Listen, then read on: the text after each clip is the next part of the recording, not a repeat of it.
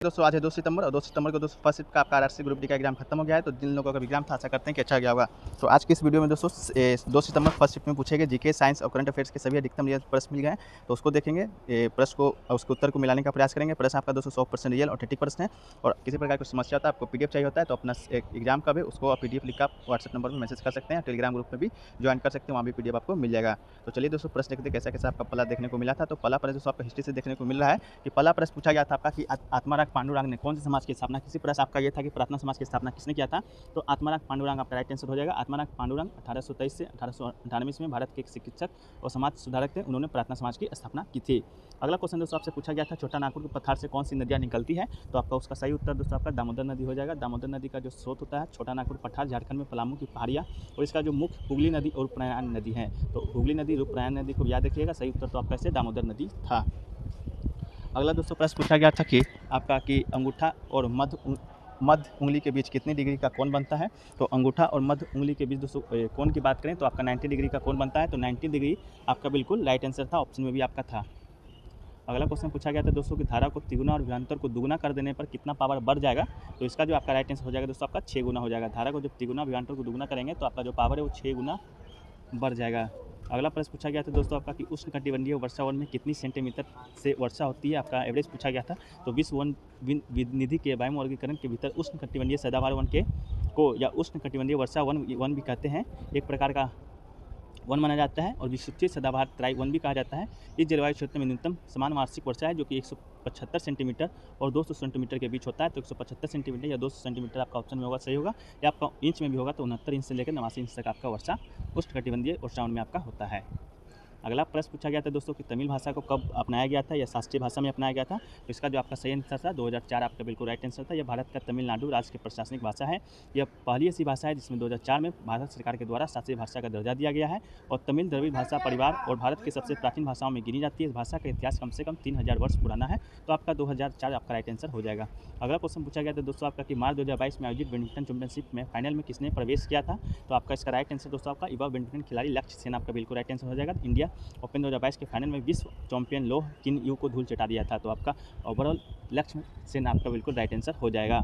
अगला क्वेश्चन दोस्तों आपका पूछा गया था कि भारत और श्रीलंका के बीच कौन सा जलडमरू मध्य है। तो ये दोस्तों आपका पाक जलडमरू मध्य है। भारत के राष्ट्र तमिलनाडु और द्वीपीय राष्ट्र के श्रीलंका के उत्तरी भाग के बीच में स्थित जल संयोगी है। यह बंगाल की खाड़ी को पूर्वोत्तर पाक की खाड़ी और दक्षिण पश्चिमी मन्नार की खाड़ी के साथ आपका जोड़ता है।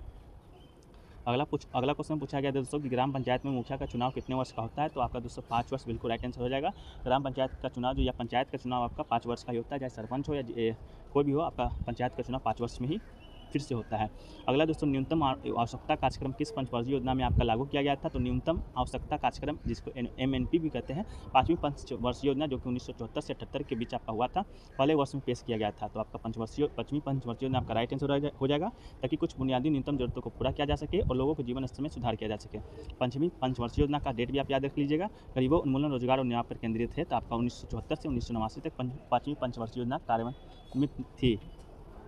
अगला क्वेश्चन पूछा गया था दोस्तों आपका ग्रामीण रोजगार योजना कब लागू किया गया था। तो ये योजना दोस्तों 2 फरवरी 2006 को 200 जिलों में शुरू किया गया था, जिसे 2007 से 8 में अन्य 130 जिलों में विस्तारित किया गया है और 1 अप्रैल 2008 तक अंतर भारत के सभी 593 जिलों में इसे लागू कर दिया जाएगा। तो 2 फरवरी 2006 आपका बिल्कुल राइट आंसर हो जाएगा। अगला दोस्तों मरु फेस्टिवल का आयोजन कहाँ किया गया था। तो ये दोस्तों आपका जैसलमेर बिल्कुल राइट आंसर था। ये प्रश्न आपका घुमाव था, लेकिन आपका जो आंसर था आपका जैसलमेर आपका बिल्कुल राइट आंसर हो जाएगा। उत्सव के दौरान कई कल्चर इवेंट भी होता है। राजस्थान जैसलमेर में मरु महोत्सव के साथ रेगिस्तान की स्वर्ण नगरी जैसलमेर दर्शन का बेहतरीन अवसर है। यह 13 से 16 फरवरी 2022 तक विख्यात मरु उत्सव का आयोजन किया जा रहा है। तो जैसलमेर आपका बिल्कुल राइट आंसर था। अगला दोस्तों था कि प्लास्टर ऑफ पेरिस का उपयोग पूछा था या अनुपयोग पूछा था, ये आप कमेंट सेक्शन में बताइएगा। इसका जो मुख्य उपयोग हम बता देते हैं। इसका जो मुख्य उपयोग होता है आपका शल्य चिकित्सा में होता है। हड्डियों को जोड़ने में उपयोग किया जाने वाला पदार्थ है। हमने आसपास में देखा होगा किसी हड्डी को टूट जाने पर उसकी टूटी हुई जगहों पर सफेद पदार्थ से लपेटा जाता है, उसे दोस्तों प्लास्टर ऑफ पेरिस भी कहते हैं। और दूसरा उपयोग से मूर्तियाँ बनाने में किया जाता है। साबुन से रिलेटेड आपका शायद प्रश्न, साबुन में भी इसका यूज़ किया जाता है। तो कमेंट सेक्शन में बताइएगा आपका इसका आंसर क्या था।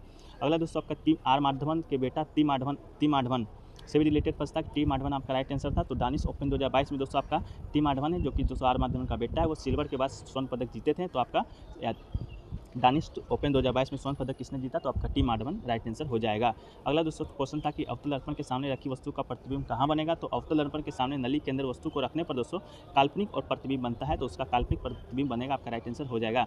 अगला दोस्तों कर्मकांड से संबंधित बातें किस वेद में की गई है। तो ऋग्वेद के प्रथम अग्नि मंडे पुरोहितों में दोस्तों यह कर्मकांड का पद आया है, अतः यह सिद्ध होता है कि वेद प्राचीन कर्मकांड है। वेद से भी प्राचीन कर्मकांड है, तो आपका ऋग्वेद राइट आंसर हो जाएगा। कर्मकांड वैदिक संस्कृति का प्रधान अंग है। कर्मकांड से ही समस्त मनुष्यों की कामनाएं सिद्ध होती है। अगला क्वेश्चन पूछा गया था दोस्तों कि 6वां संविधान संशोधन के द्वारा कौन सा मौलिक कर्तव्य जोड़ा गया था। तो दोस्तों आपका 11वां जो मौलिक कर्तव्य है आपका 6वां संविधान संशोधन के तहत जोड़ा गया था। इसके अलावा दोस्तों इसमें नया अनुच्छेद 21A भी जोड़ा गया था, जो कि शिक्षा के अधिकार से संबंधित है। राज्य को 6 से 14 साल के बच्चों तक को निःशुल्क अनिवार्य शिक्षा उपलब्ध करानी है, संबंधित राज्य द्वारा निर्धारित कानून के तहत होगा। अगला क्वेश्चन दोस्तों आपका था कि प्रधानमंत्री जीवन योजना के तहत मृत्यु कितनी राशि मिलती है। तो प्रधानमंत्री जीवन ज्योति बीमा योजना के तहत बैंक या डाकघर से सेविंग अकाउंट रखने वाले को दोस्तों 18 से 15 साल के लोगों को किसी वजह से मृत्यु होने में दोस्तों 2 लाख का बीमा कवर आपका मिलता है। तो 2 लाख आपका बिल्कुल राइट आंसर हो जाएगा। अगला दोस्तों कि DRDO और किस IT संस्थान ने मिलकर वैज्ञानिक संशोधन कर रहा है। तो दोस्तों इसका जो राइट आंसर था आपका IIT दिल्ली, बिल्कुल राइट आंसर हो जाएगा। अगला क्वेश्चन था दोस्तों पादपों में कौन सी कोशिका भित्ति पाई जाती है। इस तरह का भी आपका प्रश्न आया था, तो इसका आपका ऑप्शन मालूम होगा तो कमेंट सेक्शन में आप बताने का प्रयास कीजिएगा। अगला दोस्तों पूछा गया था कानून के विषय में सबसे ज़्यादा ताकतवर कौन होता है। प्रधानमंत्री होता है, राष्ट्रपति होता है, एडवोकेट होता है। तो ये दोस्तों प्रश्न क्लियर नहीं है, प्रश्न आपके पास क्लियर है तो आप कमेंट सेक्शन में बताइएगा। अगला दोस्तों आपका आया था कि लचीली अस्थियाँ कौन सी होती है। तो शायद आपका पास्ती ऑप्शन में था, तो पास्ती आपका बिल्कुल राइट आंसर हो जाएगा। इसके अलावा दोस्तों आय से अधिक खर्च हो जाता है देश में, तो किस में आएगा आपका पास ऑप्शन दिया गया था, राजस्व घाटा, वित्तीय विवरण। तो इस तरह का भी प्रश्न आपका, जिसका राइट आंसर हो जाएगा दोस्तों आपका राजस्व घाटा आपका बिल्कुल राइट आंसर हो जाएगा। जब आय से अधिक दोस्तों आपका खर्च हो जाता है देश में, तो दोस्तों आपका राजस्व घाटा से संबंधित आपका होता है। इसके बाद दोस्तों आपका फ्लोरीन से कुछ पूछा गया था, आपका फ्लोरीन से रिलेटेड प्रश्न कौन सा क्रियाशील है, अक्रियाशील है। तो इस तरह का भी प्रश्न आपका आया था, तो आप कमेंट सेक्शन में बताइएगा। इसके बाद दोस्तों आपका द्वीप विस्थापन अभिक्रिया से भी रिलेटेड प्रश्न आया था कि कौन सा जो रिएक्शन है आपका द्वीप विस्थापन अभिक्रिया से संबंधित है। तो दोस्तों इतना ही प्रश्न आज के फर्स्ट शिफ्ट में पूछे गए थे। और भी प्रश्न आपके पास मालूम है तो आप कमेंट सेक्शन में बताने का प्रयास कीजिएगा, और जो प्रश्न आपका इसमें छूट गया है। तो दोस्तों आज का वीडियो यहीं पर समाप्त करते हैं। वीडियो अच्छा लगा हो तो वीडियो को लाइक कीजिएगा, दोस्तों में अधिक से अधिक शेयर कीजिएगा, वीडियो पर कमेंट करके बताइएगा कि कैसा लगा वीडियो। और दोस्तों चैनल पर नए हैं तो चैनल को सब्सक्राइब कर लीजिएगा। कल ही हम लोगों ने 5000 सब्सक्राइबर को पूरा किया है, छोटा सा माइलस्टोन ही लेकिन पूरा किया है।